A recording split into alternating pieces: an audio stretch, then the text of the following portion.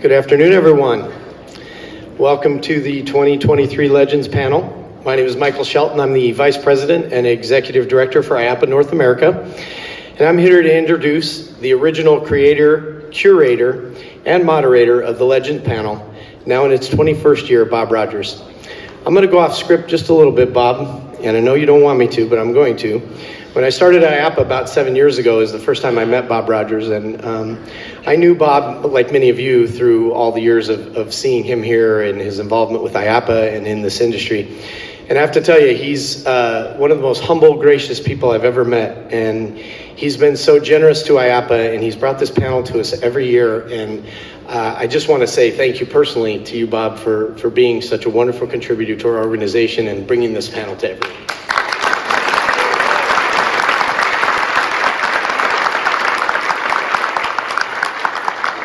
Now, for those of you who don't know Bob, Bob is the founder and CEO of BRC Imagination Arts, a design and production company that has created award-winning attractions for some of the world's greatest brands, sports franchises, and museums.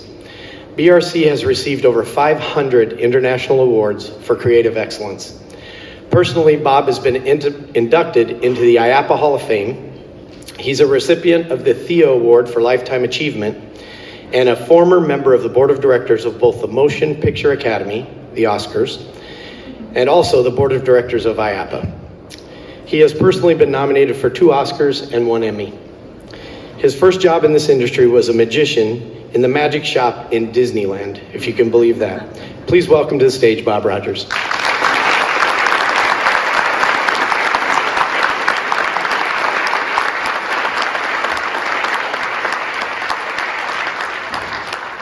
Okay, I'm going to close this. No explosions, good. Hi, welcome to your 2023 Legends Panel. Today we are going to talk seriously about the art, craftsmanship, and creative leadership required to create and sustain great experiences. This year, like every year for the last 21 years, the objective of this Legends Panel is to capture and share the hard-won creative leadership wisdom of our panelists in a way that helps all of you, the leaders of tomorrow, as you shape the future. From their experience, what can they share that will help all of you launch and lead your own revolutionary ideas of the future? Sitting beside me here are 3 people who may know a thing or two about the craftsmanship of creating, opening, and sustaining great experiences, and they have recently been through quite an experience. Today we will explore and celebrate the valuable lessons, tools, and strategy that enabled them and a team of others to open Universal Beijing Resort in spite of COVID quarantines, lockdowns, sudden disappearances of people who suddenly went into quarantines, and much, much more. From groundbreaking to ribbon cutting, the Universal Beijing Resort overcame one unusual, unexpected challenge after another with ingenuity, creative problem solving, leadership, and grit. Now, all that's interesting, but what's really important to you and to the future is that in facing all these unfamiliar, trying challenges, they were often forced to come up with new ways, new creative ways of doing things. Some of those ways may be better than what all of us are doing currently.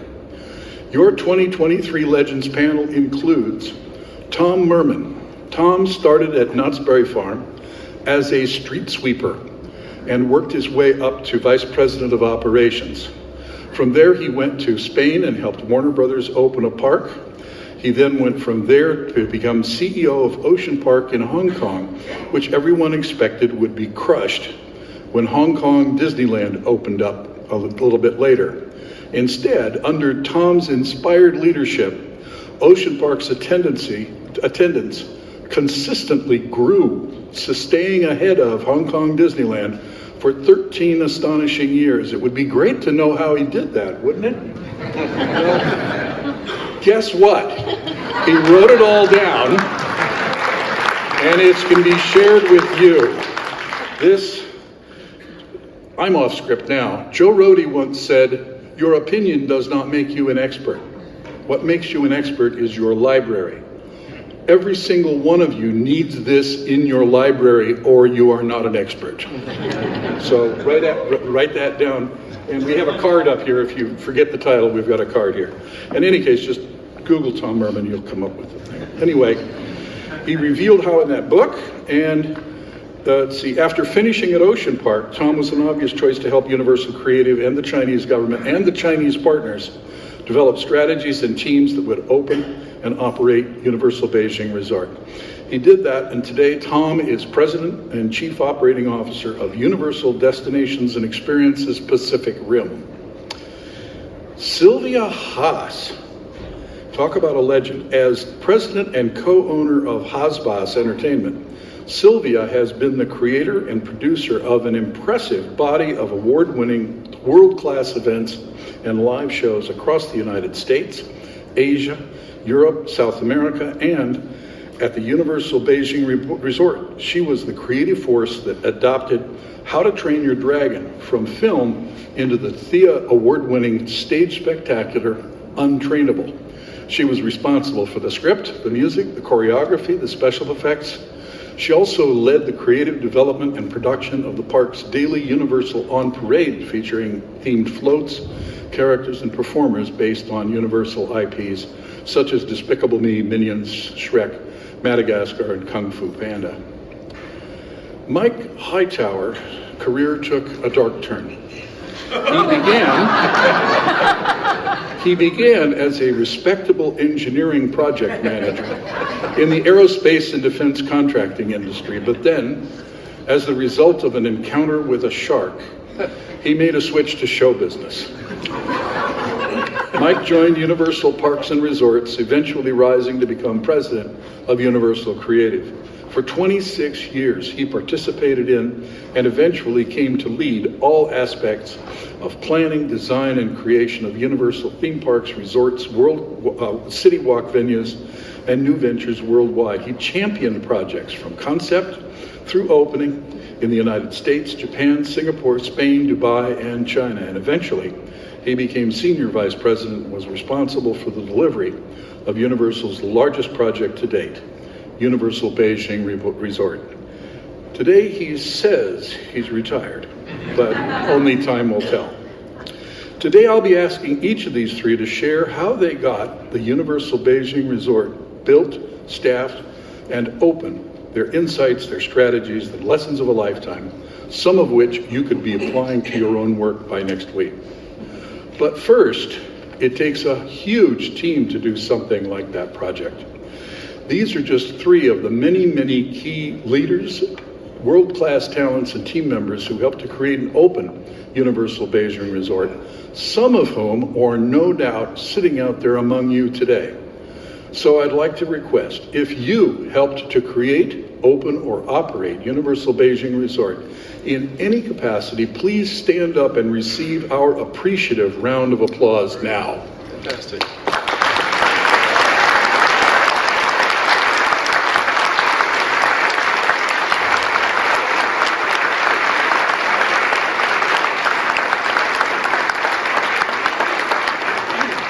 So now I hope you all noticed who stood up, because those people have got stories to tell, and right after this, go ask them a question. They know things worth knowing.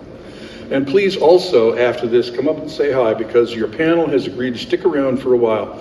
After this panel, sign autographs, or if you just briefly want to say hello, that's okay. We'll form a line on that side over at Tom, going that direction. With that introduction, ladies and gentlemen, please welcome your 2023 Legends panel.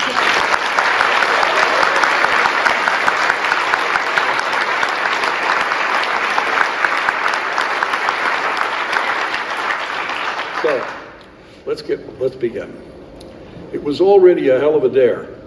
The single biggest, most expensive, most ambitious resort in park development in Universal's history, 7 highly themed and expansive lands, a city walk, Beijing, adopted to Chinese sensibilities, 2 themed hotels, including Universal's first ever branded hotel, the Universal Studios Grand Hotel, on-site member housing, that was different, plus expansions of the city transportation system and a whole bunch of other firsts. And it was going to be in China, 12 time zones out of sync from Florida. Noon there is midnight here. With a requirement to use local suppliers, many of which have never done this before, and a staff for operation with local employees, some of which have never seen a world-class theme park before, while meeting new, rigorous engineering standards worlds beyond anything your or my organization's ever experienced. And then COVID hit. Today, we have forgotten, mercifully forgotten how scary that was at first. At first, nobody knew how bad this thing was going to get, or what percentage of the world's population might get taken out by it, or how governments might react or overreact. And there were no COVID tests, no vaccine, no known treatment, no cure. And then came the quarantines, the lockdowns, the tracing, the constant testing. So I'd like you guys to start out, set the stage by talking a little bit about the scary and confusing early days of COVID and how that immediately impacted what you were doing. Directed at anybody? You guys, conversational, interrupt each other, talk over each other, yell at each other, whatever you like. Well, okay, I'll start. I'm sure Mike and Sylvia have their take on this. So it's December 2019, and a lot of people are getting sick in Wuhan. It's not really it's not looked at as anything too serious. It's just an epidemic. It's growing, getting bigger. We get through December, we get into January. There's still something happening. It's being kind of muffled, talked about a little bit, but not a lot. We're having what are considered spring functions, which are big celebrations for the upcoming Chinese New Year. And so there was a joint venture construction spring function. There was a management branch, if you will, which is what I was overseeing, the operating side of the group's spring function. And we keep hearing something's going on in Wuhan. And for many people, they headed home who were visiting from the States, and some went home sick. Now, at that point in time, I don't know if anyone even knew that was COVID. There may have been some people carrying something this direction as well. But we all finished, and then because it was spring break, a lot of people went on vacations. And so many people did vacations in the area. Other people were doing vacations back in the States or in Europe, wherever they may be from. And the news started breaking. And so I had to come back to Orlando for a strategic meeting. And I was leaving when they said, it looks like they're going to shut down Beijing airport. And I didn't know if I'd get back. And so as I was flying this direction, I had asked my assistant, please keep checking, keep me on a flight coming back. And eventually everything was locked down. And at that point I was here and I needed to be there. And so we finished the strategic meeting and my secretary said, well, the flight's been canceled. I've got you on a flight in a week. At this point, there really weren't quarantines happening. There was really nothing of that sort. No real severe action had happened yet in January of 20, but everything was starting to just pick up. So I got on a plane in LA a week later than I had hoped, and I began the process of making my way back to China, but I was the only foreigner on that plane heading that way. And everyone said, what do you go in that direction for? And I said, I've got a job to do. Signed up to do something, we're going to deliver it. And so I went back and landed and never came home for 2 years. And I jokingly say this, that I was under 2 years of hard labor and solitary confinement in China. But it was completely by choice that I stayed there for that, because we knew what we had to accomplish and we knew it was only going to get that much more difficult. And so I made my way back. Already they were putting temperature check stations in place. China is digitally so advanced. They already had their WeCom or their WeChat systems QR codes set up. They were already beginning to check people into your housing, into your residence, into the work site. And we had 20 to 30,000 people, Mike, that were construction folks who had gone home for spring break that were all going to be coming back. And there was a whole degree of preparation going on to get them back. But it just started your mind going of what is this? What is it going to be? And there is no relaxation of opening date and no relaxation of budget. we got to deliver this thing. And so we just stayed very much on task. But I think those initial thoughts were, what is this? It should pass quickly. We all kept thinking this should pass pretty quickly. I had been in Hong Kong during what was it called? SARS, thank you. How soon we forget.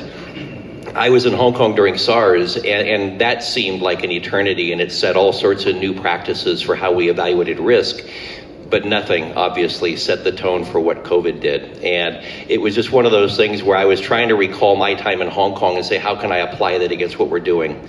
And so a lot of things had to happen at that point. Communication with staff, preparation for confidence of what was ahead, although we didn't know what was ahead, and keeping people focused on the task, while many of our expats wanted to get home. They didn't want to be in that environment. But I know Mike has a story to share as well on that, because he was there with me. Yeah, so just to piggyback off of what Tom said. Closer. Okay. So when the company actually announced that, okay, so there's something going on, it didn't have a name yet, right? So there's like within 2 weeks, we want everybody to come home. Everybody means, of course, all the expats. And so a good number of our people were already abroad because it was during Chinese New Year, and you might as well leave China at that time and go on vacation. So everybody was scattered around. And so certainly the majority of the people that were already abroad said, I mean, they were the smart ones, said, okay, I'll go back home. And then a few of us that were abroad said, I'm going back. So I went back immediately, I just wanted to be there. It was a scary time because we had no idea. I mean, you heard bad things coming out of Wuhan, but I will compliment the Chinese government in this case that in that first version of what we became known as COVID. If you isolated, it really did stay put, essentially. So we didn't know what it was going to be like in Beijing. I mean, we were like suited up to go to the grocery store. We didn't know what to do because there was no protocol, right? There was no playbook, and but it did turn out that it basically didn't move into Beijing. I mean, I know people question maybe the numbers that they posted, but I mean, it was in the hundreds of people in a 20+ million, population city. So we were super fortunate about that. When Tom said they brought back the workers, the construction workers, which were all over, China, they brought them back, and everyone, of course, was tested. They weren't allowed to take public transportation. They were picked up by company vehicles and brought back to site. And once they were on site, they were 100% sequestered. If they said, I can't do this, I have to leave, they couldn't come back. So we never had one COVID case. And it was 20,000 people. We never had one COVID case in the entire time, but it was a very unnerving time, at least in the beginning, until we kind of got a better handle. And of course, then it spread, throughout the world. Anything else? Sylvia, where were you when the thing started? I was actually in Japan and opening a show there, and I left for dress rehearsals, wanted to go back to soft opening, and the Japanese client said, hopefully I'll see you, but most likely not. And I was like, oh no, COVID, no, I'm going to be back. Well, I was not back because everything shut down. But for Universal, my plan was with mostly my team to be there like roughly 3 months before opening or soft opening, because it was mostly the team was in Melbourne and in Canada and in the UK and in the US. And then when it became more and more about a shutdown and we realized what, the pandemic will be, I know Mike had meetings about what about if Sylvia can't come to Beijing, who's going to direct the show and the parade? And so what became really hard, actually, I was home, but the communication was really hard. Some of the shops would close down and suddenly we couldn't talk to vendors. I didn't really realize how hard it was to be in Beijing, to start mounting the show, doing things like that, because I was gone. So the toughest thing for me was really getting there. Once I was there, at least I was there and I was able to kind of do something. And to get there, I left on January 16th in 2021, and it was a month before actually I was there for my first day of work because of 2 weeks of quarantine, and then 1 week self-quarantine in a hotel in Shanghai, and then one more in Beijing, and constantly having COVID tests and having that boy that you're going to get COVID. And once I got that green light and I was in the theater, then other things happened, but at least I was there with everybody and got going. You said, once I got that green light. Talk to us about this. Is your phone is giving you a green light or a red light if your phone system knows that you were in contact or in the same room with somebody that had COVID, and you didn't know where or when, but suddenly, no explanation, no reason, your phone turns red, and then what happens? Yeah, I mean, this whole thing was nerve-breaking. Even just getting from San Francisco's airport, there were only 2 laboratories in the US who China allowed for those tests. They were in Dallas and in San Francisco. And even before then, when Mike said, Sylvia, come on over, because a lot of people didn't get visas anymore. I had a choreographer for the parade who did not get a visa anymore. So it was like the door closed. So it was first of all the anxiety of waiting to get a visa. And then I remember there was no shutdown yet in LA, and my son had a soccer tournament. And I was like, I can't go to a soccer tournament because if I get COVID, I can't go to China. So I was staying at home to like have that nervousness of you can't get sick. And then there's, was I think twice a month was a flight to Korea first and then to Beijing. So once you get this green light, you're fine. But if it turns red, I think first of all you can't go to any restaurants or shops or work. And I think you might know more what happens when the red light happens. Yeah, the contact tracing in China was phenomenal because everybody carries a phone and you're scanning wherever you go, the QR codes at the entry to every retail, food, theater, whatever establishment you were going to, you're scanning. So they get a record of you being there. It was one of those things where they knew exactly where you were all the time. It was just a little bit, the latency was a little bit troubling though. And I think Andrew Bolstein's somewhere in the audience here today. He could probably tell you stories about Shanghai Disney. The challenge was that they weren't giving you immediate results of if there was a contact trace of somebody who was there right now.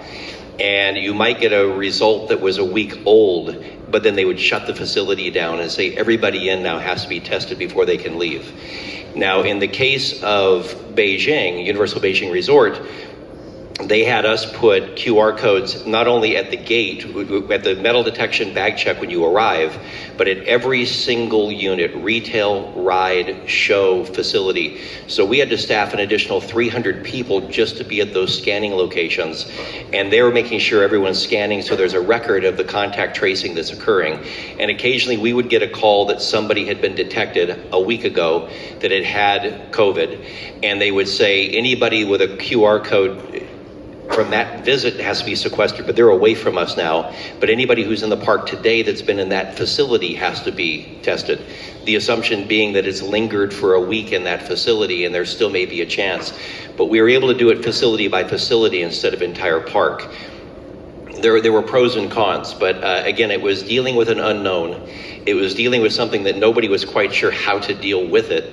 And I think what they deployed from a digital management system was just phenomenal from the standpoint of contact tracing and the ability to really locate anyone. I think some of you may know the Chinese symbol for a opportunity is also the same symbol for chaos, if you will, or for disaster. And I think the best thing we kept reminding ourselves of is that every crisis is an opportunity, and we kept looking for where those opportunities might be within this crisis. And it was a regular review. I can't imagine what that would be like to be suddenly your shop that you're depending upon for a certain part is suddenly, they're all at home. Their phones turned to green, so you're not getting your meeting and you're not getting your part. That must have been fun. What were some of the other adaptations just to being in Beijing, such as I understand they sometimes have dust storms. You want to talk about that? Yeah, yes, they do have some dust storms, but it really didn't. I mean, it didn't affect us that much. I don't remember us shutting down too much. One thing, though, that did affect us is the control that the Beijing government wanted for pollution. And in this case, that if you saw any of the photographs of construction of Beijing, what you saw from the aerial shot was green cloth. So we have 1,000 acres of green cloth. If a car happened to be parked or a vehicle happened to be parked and it stayed overnight, it was covered with green cloth. And the idea, of course, was that we wouldn't create dust. And so the Beijing government had cameras and sensors on our site everywhere, and that they could monitor the dust level back in central Beijing. And if we exceeded some level, then they would shut the construction site down. So keep in mind, we had a mass grading project for 1,000 acres. We lifted the site 2 meters. 10 million cubic meters of soil were imported, spread, and compacted, and we had to do it with no dust. So the first year of the project, we were shut down 240 days. And we still did recover. And I didn't even talk about, we excavated 1 meter below ground first, and then filtered all the debris, and then put it back. And then we did 2 meters. But anyway, so that was the thing about, really, the thing that affected us was our own internal dust, as opposed to, dust coming from the Gobi Desert or something. Talk a little bit, Tom, maybe about crane, the crane issue.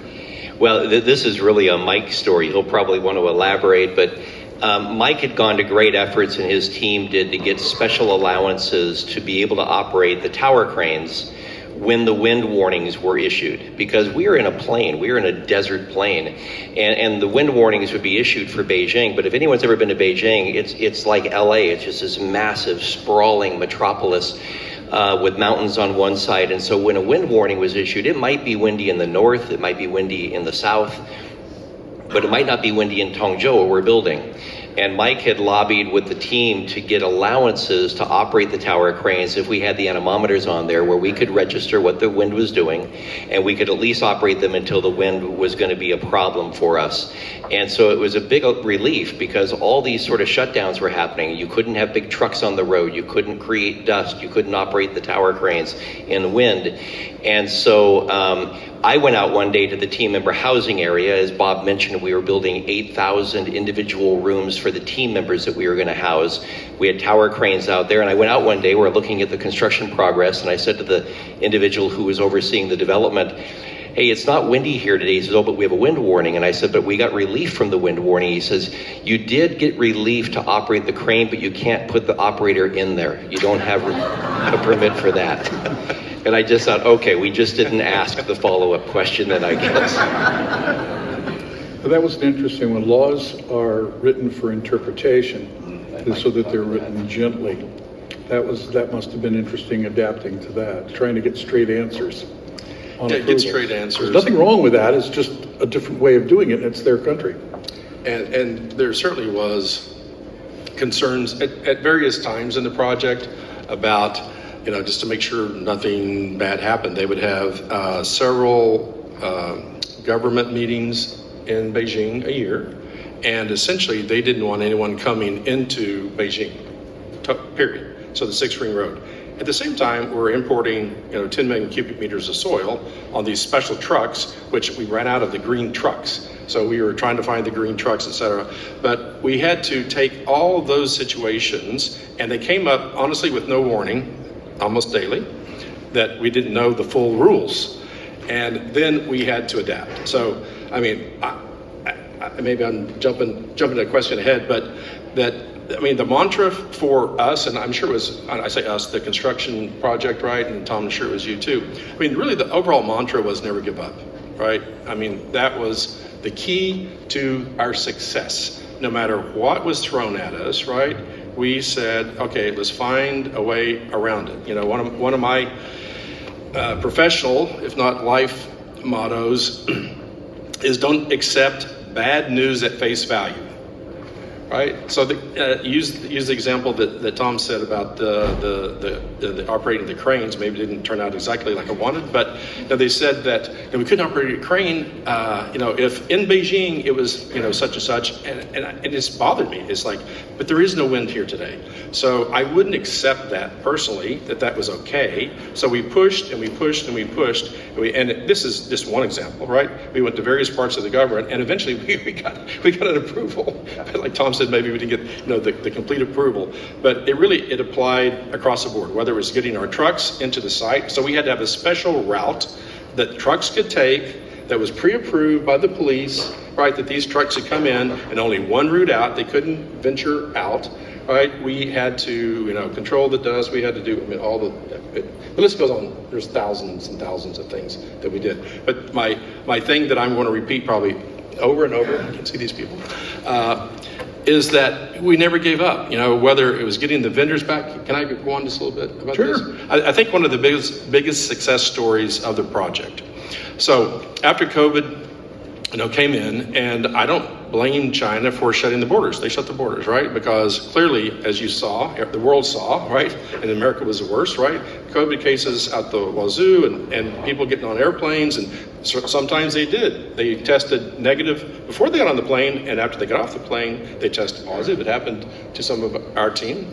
And so they shut the borders. So we could have said, okay, well, let's just wait. Let's wait this out. Let's see what happens. We could have all gone home and just waited for things, but we did not.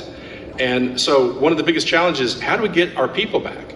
Because 2/3 of the construction project, they were back in the US, and I don't blame them a bit, and 1/3 of us stayed.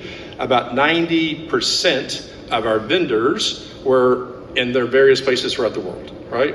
And it was early in the installation phase. In some cases we weren't ready, but other cases we didn't need those people. So how do we get them back? So there was a slight crack in the window in the law that the Chinese government passed, which allowed people to come back with a special visa, right? If you had a standing tenure visa, and probably many people in this room did at that time, it meant nothing. You would not get on a plane, you couldn't come, etc. You had to get a special visa. So I can't give enough compliments to our global mobility team and our government relations team in Beijing for going to the Ministry of Foreign Affairs, back to no giving up, right? We went to them and said, okay, this is a very important project, and Beijing admitted this was, actually at that time, we were the second most important project, with the Daoxing Airport being number 1, right? And we were number 2. And so they wanted to get the project done, but they really, really did not want to bring people back. And I was even asked several times, okay, how about 10 people? It's like, I can't pick 10 people, right? It won't work. We have to get engineers back, we get our team members back, etc. So we would write a list of the most important people at that time, take it, and with a lot of pushing on the government, they would give us special visas by individual name, right? And some of you in this audience may have been on the receiving end of one of those special visas, and then our global mobility team would call that person and make sure they were paying attention, because they had to go register at their Chinese embassy in their country. So many people had to take flights to go to the embassy to get their visa, because it came from their country, to get on planes. In the end, we brought back 700 people. Everyone had a special visa. People like, our companies like Boeing, ConocoPhillips, all these different companies that were in Beijing, expat companies, Mercedes, BMW, etc. They came to us to say, how'd you guys do that? And it was just, we didn't give up. We pushed hard, and it paid off. So that's one of many examples. Even to add to that, the American Chamber in Beijing came to us and said, how did you do it? Because we were the first ones to get 2 private charters into the country filled with our team. And again, as Mike said, great credit to our government relations teams, because it was 24-hour work trying to just get something approved. And then again, everyone knew they were coming for quarantine. So there was a whole set of preparations done on what their quarantine would be like, although many of us didn't know what kind of food they should bring, what kind of downloading they should do of Netflix, whatever, internet may be sketchy, whatever, do whatever you can to entertain yourself in solitude for 2 weeks in a room in some quarantine hotel, because that's where you're going to be. And then you'll be a 3rd week in a regular hotel, and then a 4th week on your own in Beijing. But there was a lot of work that went into that. But to Mike's point, to never give up, I've always used the mantra, and you'll see it in the book as well, is that I always said control the controllable, keep things in perspective, because we could have gotten, thank you, Bob, we could have gotten incredibly overwhelmed by the things we just couldn't control, but we also knew the things we had to at least attempt to move. And I think the team did an incredible job doing that. So what happened was the result of tremendous efforts on every continent, pushing in one direction, because we were bringing people from all over the world who needed to be in Beijing to help us get this park open. And it was a huge effort. It was a fraction of what we needed, I think, in the end. but we found creative ways to get it done, whether it was someone taking a camera out to show exactly what they're working on to get the manufacturer to look at it and give an agreement, or whether it was some other means of creative problem solving that was done on site. But it forced you to be creative. So I kept coming back to that term that, a crisis is also an opportunity. And we kept looking for where those opportunities were. Did you have to do, what did you learn about, sorry, what did you learn about dealing with scared people? And the flip side of that, what did you as leaders and what did Universal do as employers to take care of their employees? Well, I guess I'll start on the project side. The company was very sensitive to people's concerns about COVID, and especially going back to China. And we were trying to get people back before basically the US kind of exploded, right, in terms of cases. And I wasn't so happy, but it was the right thing to do to let people feel comfortable that it was a safe environment over there. And then we set up the protocols, and with Tom's team, with our JP partner did a great job of really setting up all the protocols of getting on property, all the testing. I had my temperature taken probably no less than 6 to 8 times per day for 2 years, right, with the non-contact, because they want to know instantly if somebody was getting sick. So I think we all collectively, certainly did a good thing, and we just didn't put the pressure on the people to come back. Some people didn't come back because they never really felt comfortable, or it was a situation where already in the US it's getting very scary. In fact, as we all know, it was much safer in Beijing about 6 months into it than it was in the US. I mean, you really weren't at much risk in Beijing at that time for literally that slice of time, and it was pretty scary here. You brought families, you put their kids in private schools. Yeah, we did. Yeah, really good stuff there.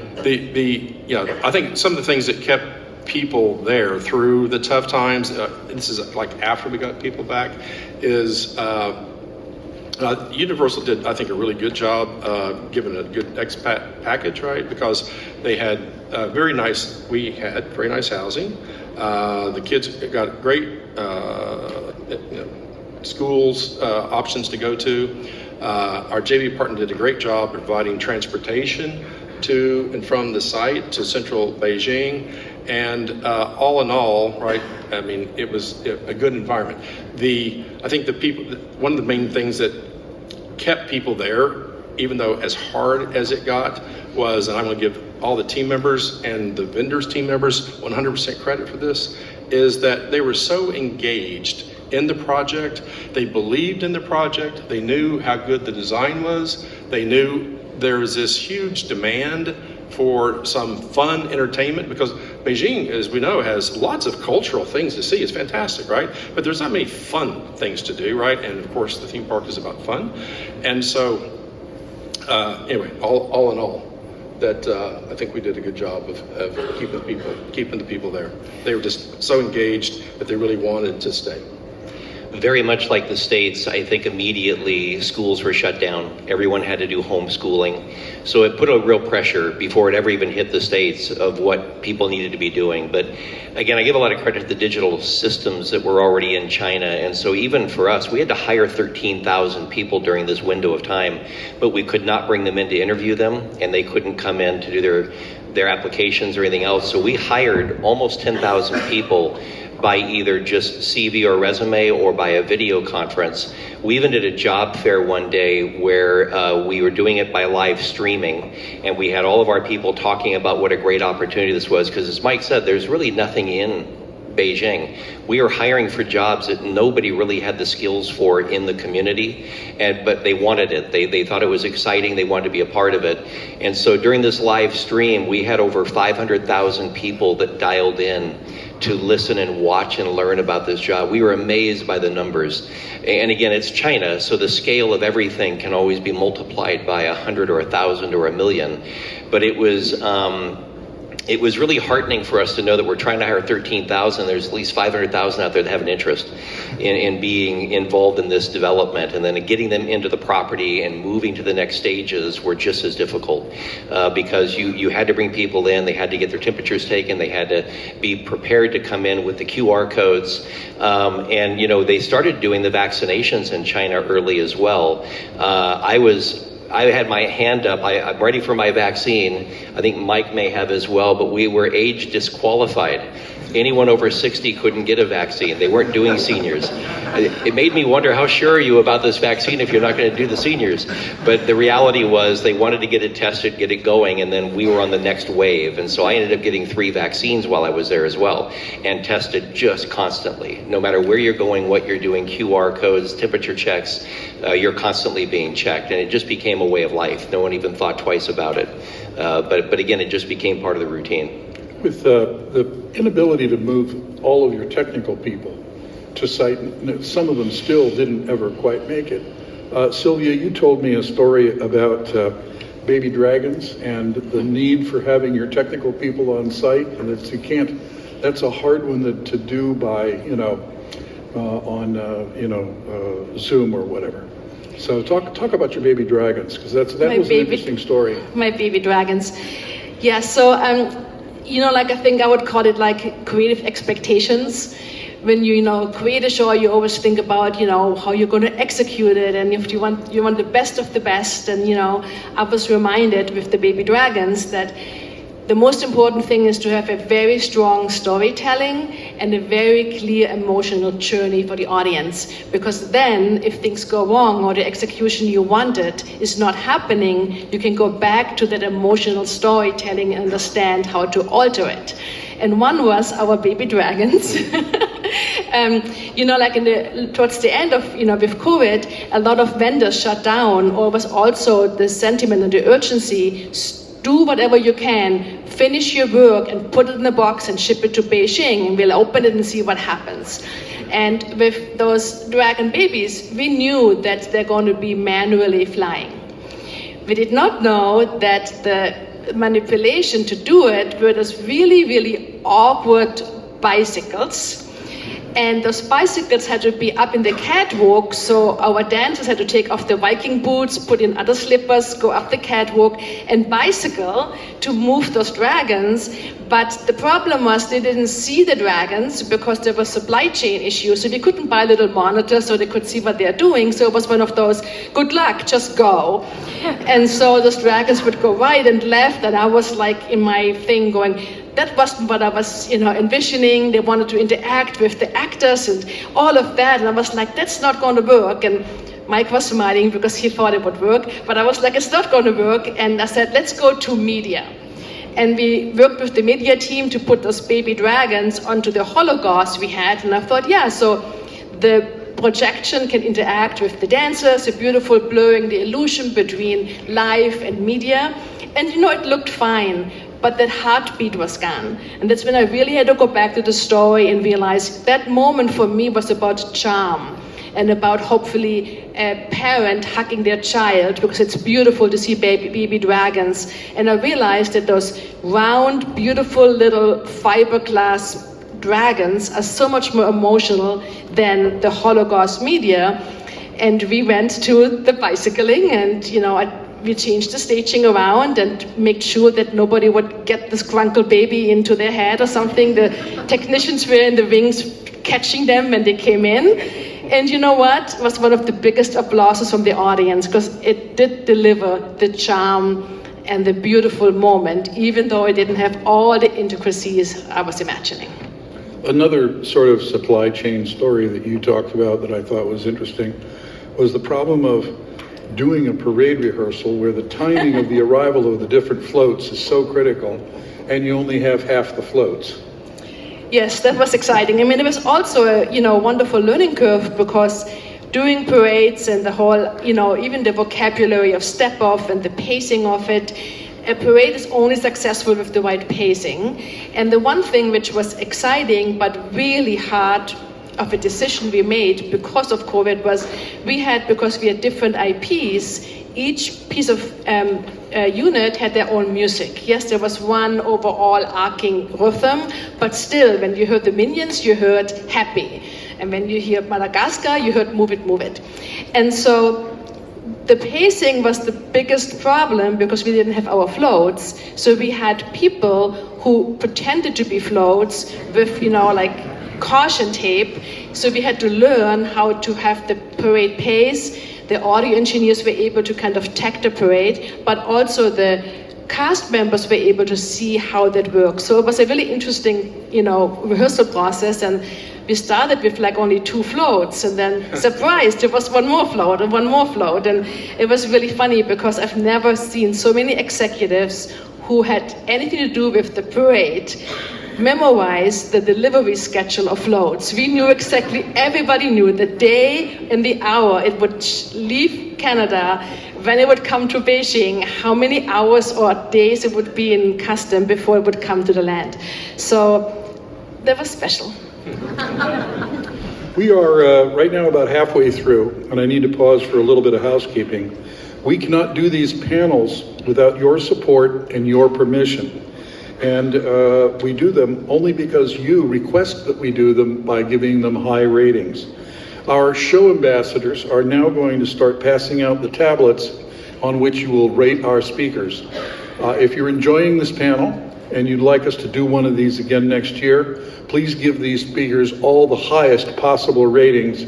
And keep in mind that 2 of these panel members flew from Los Angeles here at their own expense just to talk to you today. If you don't like this panel so far, write me a note and I'll see that it gets to the right place. And for that, thank you both, or all 3 of you, for giving us your valuable time. I think you deserve big smiles on the checkbox. Now back to our legends. I want to ask, what on earth is CSEI? And what did you learn from this? Okay, so let me start. How much time do we have? Okay, so CSEI, Chinese Special Equipment Institute. I think it's Research Institute. And they are the governing body within China that regulates rides, right? Specifically rides, right? You cannot open a ride in China without their, approval. And the most interesting thing, of course, this is our first go around in China. So we knew about CSEI, we knew about different things, but we hadn't lived it. And so one of the most interesting rules is the 80-hour test. And how many people have heard of the 80-hour test? A few? Oh, yeah, a few. So the 80-hour test says you shall run a ride for 80 hours in a minimum of 8-hour increments per day without any faults. Well, that seems reasonable if it's a pretty simple ride, right? But some of you know our rides are quite complex. I did some math once, and it's probably off a little. Steve can probably correct me. But if you count the computer cycle time, right, how many times, however many milliseconds it is, and the number of I/O, right, that we have on the Forbidden Journey ride, in the course of 80 hours, there's over 1 billion opportunities for a fault. And we had some. And so we told them that we won't pass this 80-hour test on some of these complicated rides. But I don't blame them. They said, well, you haven't even tried yet, right? We're not going to give you a pass without trying, right? And so we did try, and we would have meetings every week with the head of the CSEI and their people. And it was interesting because we talked about every fault. We talked about the root cause of the fault. We talked about whether we fix the fault or not. But we had some faults, and they said, okay, try harder. Do it again next week. But now I'll kind of fast forward that the benefit of this, though, is, first of all, we took it very seriously because we couldn't open. And that we dealt with the root cause, and maybe better than we have on other attractions. So, because we knew we had no choice. I mean, in our normal parks, we open when we think it's ready enough. It was always safe. Safety was never an issue, right? And so we kept going, we kept knocking off these faults, and the reliability kept going higher and higher and higher. because they wanted 100%, right? We didn't quite get to 100%. We got over 99%. And when we opened, it was the highest reliability park operationally of any of our attractions than any existing park in the world. So it did pay off. Would you recommend that we adopt the 80-hour rule for our other projects here in this? Oh, yes. Oh, yes. Now's a perfect time. No, actually, we did. So we worked with the engineering team. We modified some of the rules that we thought made sense for us. And now I'll have to have other people. You guys go talk to Steve and see how it's working out, because I did happen to leave before I think we got to actually experience it.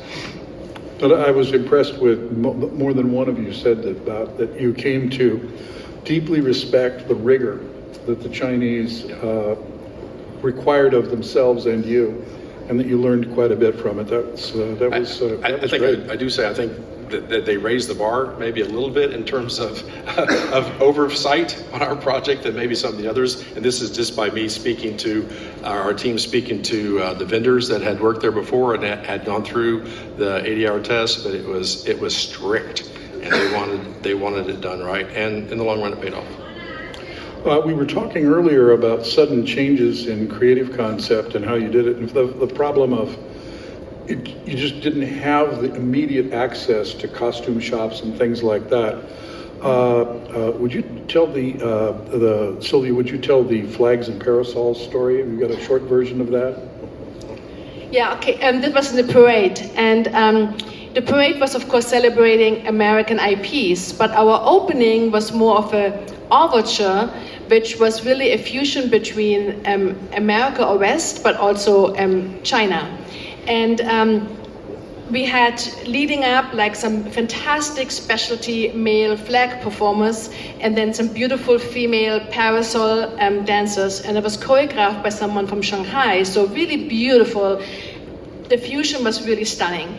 And then at that point, the president of Universal Creative, Mark Woodbury, saw it and gave me a fantastic note. He said, why do we have the, like the butch guy, male, strong warriors, and then the beautiful, charming female? Why don't we have a combination of that? And of course, normally you go, great, casting director, let's get more people. But we did not have, and we also had only that many flags. So, but the note was perfect, especially for an American company in China. It's a beautiful message to say there can be strong female and strong male performers. So we did, of course, with choreography, make something more different choices. The costumes were the costumes. We couldn't adjust the costumes and then do a new costume, so we kind of chopped things off and made things happen with the local team there, with Tom's team there. And then also, we did not have actually cast members of female dancers with that specialty of the flags. But so we did do choreography, the cast members taught each other, and ultimately at the very end, we did make it happen, but definitely not by going the comfortable route by doing new costumes and, new cast. What was good about working under COVID? What went better because you were working under Lots COVID? of things. Okay, so, but lots of things went in my mind, and I go really quick. But one was, and I can say this because I'm not full-time, but there were many less layers. It wasn't like the corporate layering of so many cooks in so many ways. I mean, I had direct access to Mike, and there was just less, cooks, which was, of course, less resources, but also more intense getting right away to what we needed to do. I mean, we had meetings where Mike, as the director of this whole project, would look at engineer drawings and brainstorm how to fix our flying LED screen or our stunt bridge. So the executives didn't come just in and out, they were actually there. So there was more of a collaboration and actually a partnership creatively versus just more left, more up and down and leave again. So that was for me, very fulfilling because it was also better for the project and the show and the parade. But also what was really incredible, America was shut down, which wasn't incredible, but a lot of amazing people were out of work.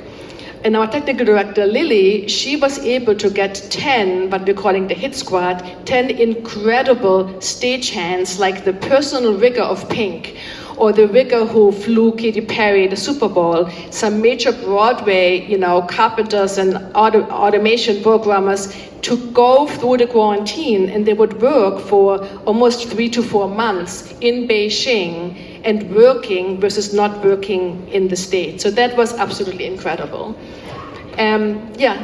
That's. I would only add to what Sylvia said. It was interesting because we had a plan to bring hundreds of people in to help get open. Hundreds became dozens, and dozens became, I don't know, a handful. We got really critical people who needed to be there, but it wasn't the big numbers we had expected. And I think it forced us to be a little bit more inventive, creative, a little bit more focused on making sure the teams we had were going to be ready and available. And I was actually very, very proud of the team. So I jokingly had told the IT team, because we had launched more IT platforms and programs and processes. This is the most technologically advanced park, I think, to this day in the world. We have facial recognition at the front gate. We have so much digitally activated processes. Your stroller is activated with a QR code. The lockers are facial recognition. It goes on, and the processing time at the gate is it's quicker than paper media. It's quicker than phone media. It sees you, immediately the gate opens, you're in, and we can process more people. But all these systems had to be done, but we were forced to do it locally when we had big teams that were going to come do it. And so again, it was one of those cases where without the help, we probably did better because we didn't have as many people. We were having to wrangle and support and get opinions and what have you. We had to be more self-sufficient, and so it actually forced us to be better. And I thought it was really a great outcome. Yeah, and my corollary is that we found more local vendors than we would have because we really had to get more support. And the other thing that maybe is maybe the best benefit from our team member side is that before we got a lot of these special visas approved, right? And so we definitely were shorthanded for months, right, in Beijing. The people took on more responsibility, the team members took on more responsibility and really rose to the occasion. I mean, I think they really stepped up. They knew that, we had to do this. And it gave them, I think, a level of experience and responsibility that they wouldn't have got if it had been more of a normal project where we were able to just bring in more people as planned and sometimes unplanned at the end. A lot of opportunities. Sometimes I know that I personally came out of Epcot, a time when in a matter of a few months that Disney decided that they were going to open Epcot, and a year later Disney Tokyo. And as a result, they needed to take their employees at Walt Disney Imagineering from about 350, needed to get to about 2,500 so fast that they hired a lot of complete idiots. I was one of them, and snuck in, and in the vacuum of talent was able to sort of make good on the false promise. And this is one of the other things I really, just talking with the three of you, that I admire. That project was an opportunity for a lot of people, younger people of many different ages, to suddenly have tremendous responsibility, matched with authority. Yeah. And that's going to be a generation of leaders coming out of that we'll all be working for 10 and 15 years from now. Let me talk about adapting material to a Chinese audience. In addition to it, adapting all of your systems and everything else, and your whole way of managing things to a set of realities, some of which are Chinese and some of which were COVID. There's also the thing about adapting your material so that it'll appeal to a Chinese taste. Sylvia, you've done a lot of things for international audiences. You've worked all over the world. How do you change the pacing and the sense of timing and the material for different cultures? You might give us, for example, talk about the differences between doing a show for a Japanese audience versus an American audience versus a Chinese audience. Yeah, I think that it obviously changed a lot during the last, 10, 15, 20 years. And I also learned that it's very, very important to always know your audience, obviously. And sometimes it's even as simple as in the shows I do, it's normally all time coded, right? So you pretty much say the show goes and you go through. So one of the biggest ones are honestly applause breaks. How much do you do an applause break? When it's too long, it becomes really awkward. But if it's too short and you step on a line, then it's also, you feel like you're not allowing the audience the most important thing they do, the dialogue between you and the show, applaud or to react. And so in Japan, in the very beginning, it was really much more reserved. Even when I looked at China, in China, I more got introduced to the audience for the classical music. I worked with a composer, Tan Dun, so I would go to his concerts, and it was very reserved, but also almost a little bit more demanding. Like, they would applaud when it was good, which is different from, in my mind, sometimes maybe here in the States or even in Europe, where if you buy your ticket and it's very expensive, you better applaud. But what I also learned throughout the years, that really the most amazing thing about a theme park is, of course, that you're transcended into your fantasy world, right? And the shows I do are mostly IP driven. So those shows or parades get you into how you felt when you watched that movie or you met that certain character. And all of a sudden I realized more and more, once you're in a theme park and you're like in that different fantasy world, even when you're maybe more the reserved Japanese culture or something, you are allowed to be a super fan. And all of a sudden you can act differently because you're in that fantasy world. So it's always a fine line to look at that. And for me personally, it's mostly the applause breaks, because my material is always IP driven versus original driven. I've got a follow-up question for that. A lot of people, I think including Universal, expected that when you were given the How to Train Your Dragon, that you would do what Tony Baxter has called a book report, meaning you're going to do a ride that is sort of the feature, a regurgitation of the feature with the major beats of the feature. And instead, you threw the film out and you did almost a sequel or a completely different story with Untrainable was the title of the show. It's a marvelous show. Why did you decide to do that? I normally listen really to my clients and what they want. And it was an objective was a flying dragon, retell the first movie and a spectacle. And I think a lot of times it's a very successful plan. Let's take, I did a show for Tokyo Disney Sea based on Little Mermaid, and it's only 14-minute show, but it was very easy to retell most of the movie because the pillars of the emotions in the story are normally songs. So you take the opening song, you take the dilemma song, you take the happy end song, and you're pretty much getting the show. This IP is incredible, but it's much more panoramic and it's symphonic and you don't have songs. And so from the very beginning we knew we wouldn't have Vikings break out into like a 5, 6, 7, 8 dance break, right? They're Vikings. We also knew that the principal characters would never sing. So we knew that, and also we knew spectacle in China means you can't keep up with a spectacle in China, but you can keep up with a spectacle if you again have a really great emotional storytelling.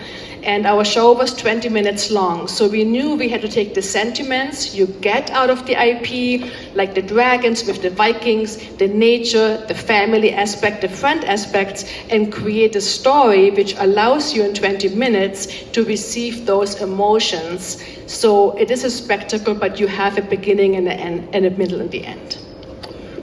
This question I think Tom will have an answer for maybe. On every project, creative leaders and engineers must decide what functions to automate and which functions to operate. Automation raises the investment that you have to put in, but hopefully lowers the operating costs, whereas operating lowers the investment but increases the operating costs. But there's a different equation in China where very often they value what others might call an inefficient system because it leads to full employment.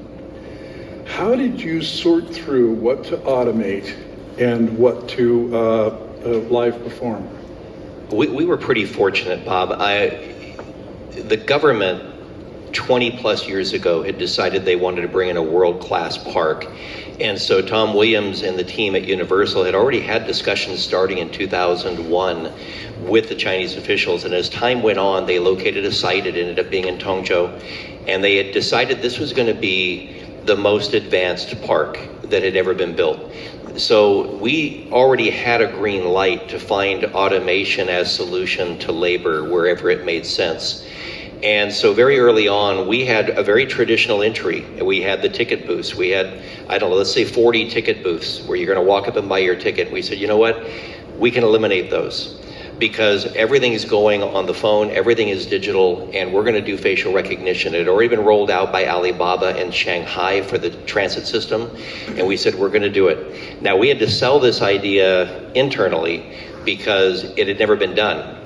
And at least in a theme park setting. But we had a great partner in Alibaba. We had a great set of leaders in the technical side of what we thought was possible, what we could do. But we were able to cut what would normally be your front gate staff from 40 ticket booths and let's say 50 turnstiles down to probably about 20 people that are there that are just helping and moving from turnstile to turnstile because everything is happening so efficiently with facial recognition. And that was a really good chance for us to automate something that has just been so traditionally manual over the years. And again, it was extremely effective. That system, and again, I should be touching wood, has had 100% reliability since the day we opened. There has been no downtime. There have been no issues with it. It's having great partners. It happens to be Chinese technology predominantly, although VGS is one of the vendors who is now with Accesso, who was a partner on the ticketing system. And even for them, we said, here's what we want to do. And again, it took partners that were willing to accept the unknown and were willing to attack what the opportunity was in a new way. And so we were presenting that. But I think that's probably the best example I can give you, Bob, of something we automated that traditionally is done with paper media and done with people. Good. This project probably confirmed some classic leadership principles, but it also probably generated some fresh insights. In talking with the three of you to prepare for this, I saw you guys have some great one-liner management advice that really is really solid. And some of it is classic, and some of it is kind of new coming out of Beijing. What would be some of those? Give us some thoughts on your leadership insights that are either new or that are never old. Okay, well, I'll start one. All of you, I'm sure, somewhere along the way have read Covey, Seek First, Understand, Then Be Understood. It's in the book as well, Bob, if you could hold that up for me. I have lived by this principle forever, and long before I ever got to China, before I was in Spain, when I was in California, I was using it long before I read Covey. It was just an affirmation of what we need to be aware of when you're leading a group, is take the time to understand before you're just impressing your view on a situation. Mike was in the process with his team of getting things finished. And what happened was there was a whole set of documents, and this was not in our set of agreements, but what evolved was the partnership wanted us to sign that we had received something that was done. And so as we received something that was done, it would then turn over to operations, and we'd begin working with it and putting the people in there. And so I was meeting with my counterpart, the general manager of the joint venture, and we were running into a lot of issues where things weren't done. And so I met with him, and I said, his name was Tai, or is Tai, and I said, Tai, I got to tell you, things aren't done. And he says, what do you mean? And I started telling him what wasn't done. And he goes, oh, they're not done. I said, well, yeah, they're not done. And he said, well, no, they're not done. And I said, Tai, these mean the same thing to me. Done, it's the same word. And so we had this kind of going around discussion for a while, and I thought, wow, I don't get this one. So I went back and talked to my human resource leader. Her name's Maria Yin, local person, just fabulous. I said, Maria, I had the most confounding discussion with Tai, and I didn't get a conclusion. And I said, we were having a discussion on done. And she goes, oh, done, that's the same as finished and complete. I said, Maria, those words mean the same thing to me as well. And she goes, oh, not so fast. Famous proverb, if you marry the spouse of your dreams, your life is complete. If you marry the spouse of your nightmares, your life is finished. And I said, all right, bring it back to done and done done. And she goes, well, if it's done, it's finished. If it's done done, it's complete. I thought, all right, I better be paying better attention, asking the next question, and taking the time to truly understand what I'm hearing. But for me, it just reminded me, ask the follow-up questions, stick with the topic a little bit longer, and really probe a little bit deeper. But it was funny that she had such a quick response, and I began using that everywhere I went. In fact, I think I said it at the TIA event earlier this year as well. But that was certainly a lesson for me, Bob, to remind myself to go back to the book and to really remember. I wrote the words, I understand this, I need to apply it. Sylvia, you said something that I thought was very interesting, a little bit specific to this, but you said, be patient with the people who are not here yet because they have no idea what's going on. Talk about that just a little bit, would you? That was more also a lesson for me when, not everybody, but a core team was already in Beijing and I was still in Los Angeles, or when I was there and my choreographers were still in Los Angeles or wherever they came from, that it was such a situation really hard to communicate, because as soon as you had like a little phone call and you looked at the schedule, or even Mike would say, oh, this is happening, 10 minutes later it changed. So it was very hard to communicate and to keep things going when we were further away. But if I may, look what you just said regarding understanding things. What I really learned more and more, and especially this time in Beijing, to really listen and embrace your interpreters.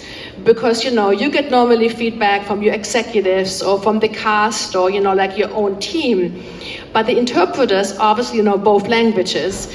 But I had this one incredible interpreter. She would give me ideas, or she would say, what about this, or what about this?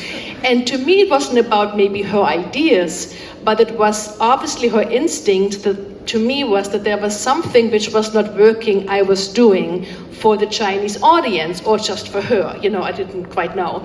But it was really great to say, listen to the team who is local, who are not your clients or your team members, and not necessarily listen to the idea, but understand there might be a problem and really look at that. And that was kind of a lesson I learned there.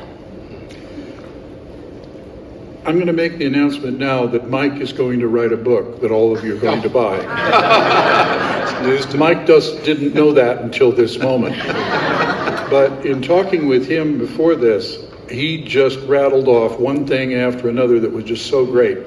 I'm going to challenge you, Mike. I've got 5 of your chapter titles. And I'm going to give you them give them to you one at a time. Oh my gosh. And I want you to give me a couple of sentences explaining what's behind this idea. Okay. One of them I think you've already mentioned, never give up. Never give up. What does that mean? So, never give up is just keep going. Find solutions, right? Find solutions. We were presented with problem after problem after problem, and just keep going, find ways to go around it. I'll use one quick example, right? So in addition to China being shut down for travel, Australia shut down not only incoming, they shut down outgoing. They would not allow their citizens to leave Australia. And so that's a problem for us, because we had the dinosaur animatronic vendor, creature technology company there, and so they just kind of said, well, it's like the law that we can't come. And I said, no, I don't accept that. And so and I kind of went off the premise that we found ways to get these special visas to people into China, so it wasn't an issue of that, but they had to get a special visa for them to leave the country. So I said, we did it, and I want you guys to do it too. So I said, once you hire a lawyer, and there was a little tiny crack in their window too that said under certain circumstances you could leave the country, and with a little bit of twisting and stretching you could kind of fit us in there. And so with a lot of pushing and encouragement, they did, and they got the government to agree, and they were able to send the people. Chapter 2. Never accept bad news at face value. Yeah, that Maybe is lights, camera, action. Lights, camera, action is a good one too. So my premise really is this, is that I want people to always bring all the news, right? And I mean, seldom, I think as leaders, you seldom get good news, but you get a lot of bad news. But I don't want to push back, right, on getting the bad news. But I don't accept somebody just to say, okay, this is not going to happen, or this broke, whatever. I pushed, and people that know me, I ask so many questions, because in the course of asking the questions, you're going to find out, and I'll just use the word like a boundary condition, you're going to find out a boundary condition isn't what it could be, right, if you change some situations, right? And you could almost inevitably find a way to mitigate some, if not all, the problem. If it take the lights, camera, action, we, if you know, we have the show in Singapore, and it includes an open flame in the building. Every time we go to a new country, right, we put it in Singapore, we put a fire in Japan, and the fire marshals say, no, you're not. You're not putting open flame inside a building. That's what catches buildings on fire. You're not doing that. And so China was certainly no different, and maybe China was even more adamant. And they said, you're not having open flame in this building. And we went on for a while, and even started getting pressure from all kinds of people, including, honestly, some of my management, saying, just redesign the show. It's like, I'm not doing that. I'm not redesigning the show. We have a great show. We're going to keep going forward. And it took us almost 3 years, right, to get the government on board through so many expert panels, demonstrations, everything, right, that we got the show open. So we did not accept the bad news of, oh, it's not going to get approved. Chapter 3, be predictable. Okay, so I'm looking. You liking this book? I'm looking at Steve. So I tell my people, or I used to tell my people, so that I want to be predictable as a leader, because I want to be consistent. I want to be known as being consistent. The thought process, good or bad, right, is, predictable. And that they can be in a meeting without me, because I certainly can't be everywhere at once. They can be in a meeting without me, and they would know what I would say, right, or what decision I would make. So I pushed that, and I had worked with another person, of course I won't name names, earlier in my career, that was so unpredictable, it drove me crazy, because I didn't know which way to go, because the next time I had another meeting, it's like, no, we're going this way, we're going this way. So that's been a career objective, be predictable. Chapter 4, direct, frank, and fair. Okay, so that's kind of me, that I found that people benefit far more if you are direct with them. And if you use the example of, you give performance reviews, nobody wants to give bad news. Nobody wants to say, hey, it's your performance, not you, of course we know, your performance needs to improve. And I've had people tell me, it's like, no one has ever said this to me before, like I wasn't cutting the grade. That I think if you tell people that, you tell them as much as you possibly can. So take away confidentiality a bit, right? But whatever you can tell them, be direct, because people want clear direction. They want to follow the leaders, right? Give them the clear direction, always tell the honest situation, right? And they will follow you. They will do, everyone wants to perform. I don't care which country, which nationality, whichever. Everyone wants to perform well. Give them the tools to be successful. Chapter 5, your objective as a manager is to make your people successful. Oh, how about that, Bob? So, I heard this before. I'm very pro on not throwing somebody just into the deep end of the pool, but really try to think about their assignment, just use that example, their assignment of how do you set them up for success, and it includes also the vendor base. And make sure that in that case you pick vendors, I think, that have the right background. I mean, not just accept, a low bid, but make sure that they have the right resources, they have the right tools, and work with them in the areas that are problematic. And maybe it's, mechanical engineering for some stress analysis or something. Help them, encourage them, maybe point them towards some consultants. But don't just expect people to perform when, especially, it's a stretch, because it's really difficult. So help them, set them up with the right tools, the right resources, and the right mentoring to make them successful. How many of you would like to buy Mike's book? Okay. I expect a first draft within 6 months. Sylvia, you said one that I wondered if you would mention it. You said, don't let them put you in a box. Can you complete that thought? Do you remember that one? Yes, I think, I learned this when I first moved to the US, that I was fortunate to do a lot of work. My first one was actually the Lion King parade for Disneyland. And it was really great to see, and I think maybe that's the reason I'm still freelancing, to see when people know what you can do. I felt like you were in the box. And I felt like I was 24, I cannot do parades my entire life. And so I think it was really important, and looking at this also with my team, that if you have a great team, if you are creative, if you have the right, attitude, you can do anything. You don't have to do only one thing or the other. And so I'm looking at this when I work with my team, but also for myself, to make sure that you get the variety of creativity. The variety will only make you grow, and not just stay with the one thing you can do or you were successful with. Yeah, and the part that I loved about that was where you said bosses tend to assign you more of what you've already done well. Yes. So don't get stuck there. Yes, exactly. Try to stay sexy, meaning don't just keep this one thing, because I learned this also, that normally when the exciting project happens or something new happens, a lot of times it's like, oh, who can we call, versus, oh, she or he did such a great job, let's give them an opportunity. So always stay versatile and, look at everything you can do, because the more you have, the more you can also mix those experiences in different mediums into something new. Tom, nobody else has mentioned something that you mentioned that's really, really important, and that's when you're going into a country or a culture, especially even if possibly with a different language that you're not native to, the importance of having the right partner. Talk a little bit about that, if you would. Yeah, I spoke of this a little bit. I think this partnership that we had started some 20 years ago with the Beijing Tourism Group, and I think it was a cultivated partnership over time. And what you find very quickly if you're working in China is you do need a partner who is going to be able to help you in the government arena, a partner who can possibly open opportunities for you, or a partner who is really looking out for the best interest of the project at hand.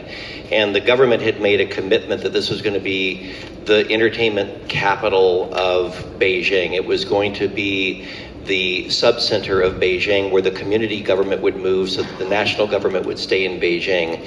We were about 25 kilometers to the east of Beijing. And I think having those early messages and foundational kind of sets done by the government, it set the tone for what was expected and what was wanted. And again, I think if you went in and tried to do it independently, it probably wouldn't happen.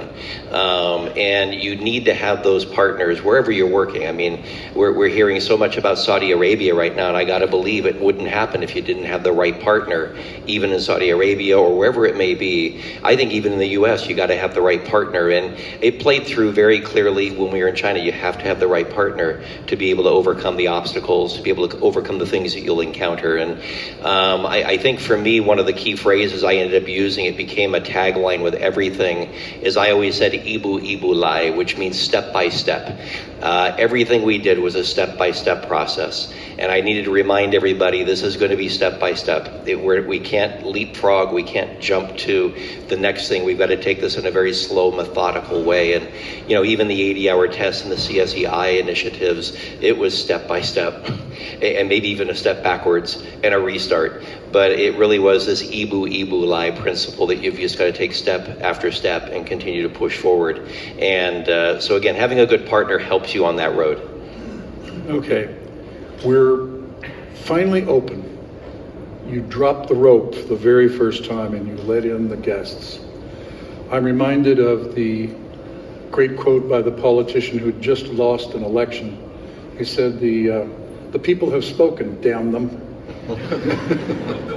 So what reactions surprised you? I would say the adaptability to what we had put in place for them. I think the acceptance of the technology, the facial recognition, because it meant no ticket was sold at the front door. Every guest had to buy their ticket in advance. Now, COVID helped because everybody had to buy their tickets in advance. Everybody had to get their QR codes and their entry points. So really, COVID helped us initiate something we always wanted to do. But I think it was really, from the very beginning, it was the adaptation of technology that impressed me, that we didn't have to do a lot of teaching, a lot of coaching, a lot of tutorial. The guests all carry national IDs. When they're making their order, they just basically upload their ID. It becomes their photo recognition. The photo validation happens at the front gate they're in. And they just took to it so well that it surprised us. We thought we were going to have to do a little bit more tutorials, a little more coaching. But that was a big surprise for me in a very good way. I think the other thing, too, was we studied a lot. And we really wanted to take a look at how guests would manage their own behavior in the park. And what we learned was, I was in Hong Kong for years, and the Hong Kong people were one particular audience, but the mainland guests who would come to Hong Kong were a very different audience. And the mainland guests who came to Hong Kong were pretty aggressive in terms of they're going to get to the front of the line unless you show them that the line is 30 inches wide and it's right here and it's single file. And so we realized going into Beijing as well, we had to really help our guests understand this is a line system. You are going to need to stand in line. But I think what we found was the further north you go, the more aggressive the guests will get in China. And I had some employees working for me who were from Harbin and from other parts of northern China. And I'd say to them, boy, our guests will go from 0 to 100 instantaneously. I mean, literally into a fist fight. And I just thought, how did this happen? And the people who were working for us from the north said, oh, that's just the way things are settled. That's just what you do. And so we quickly had to deploy security in a different manner to be able to address the guests who were deciding they weren't going to wait in line, or they had a different way in which they wanted to use the park, or if somebody just happened to brush up against them, that was grounds for a fist fight. And so, we had to kind of create opportunities to keep guests separated where we didn't think we'd have to. And I think it was really just understanding we had a broad section of China coming to the park, predominantly northern Chinese, but we were starting to get more and more southern Chinese. But it was really just understanding behavior does vary by region and by area, and we have to be able to design and to operate for those behaviors as well. Anyone else have a good answer for that? No? Okay. Our time here is not quite up. I have one final killer surprise question for our panelists. It's something I probably should not ask them, but I'm going to. This could be their golden opportunity to publicly make a career-terminating remark.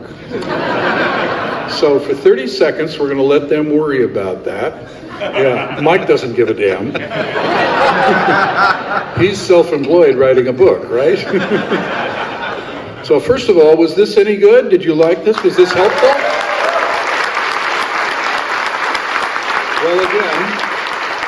Well, again, we can't do this without your support. Fill out that tablet. Give us some high marks. If the tablet didn't reach you, I think when we line up here, we're probably, if we've still got the tablets, let's circulate the tablets in the line. Give all of you a chance to vote several more times. Let's see, immediately after the killer question, we're going to line up. You start, the head of the line will be in front of Tom. The back of the line will be around there someplace.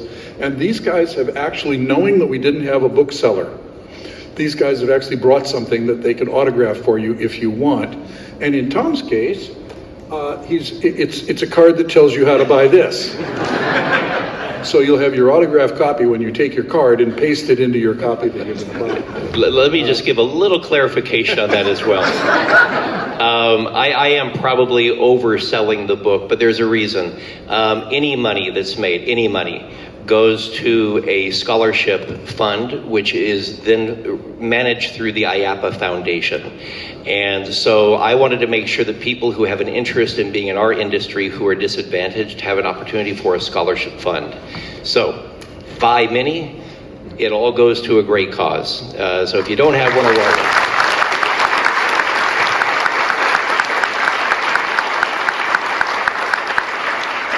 one more piece of business. Before we finish, all of us, I think, want to say a big thank you to our terrific show ambassadors, most of which are students studying to join our industry.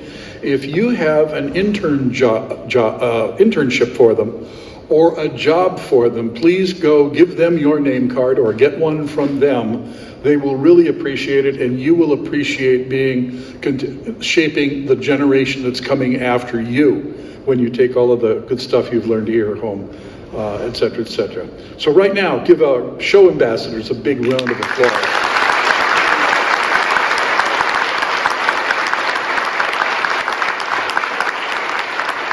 Okay, so the last question. How does a creative leader want to be led? It's been said this would be a great business if it just weren't for the customers, the employees, and upper management.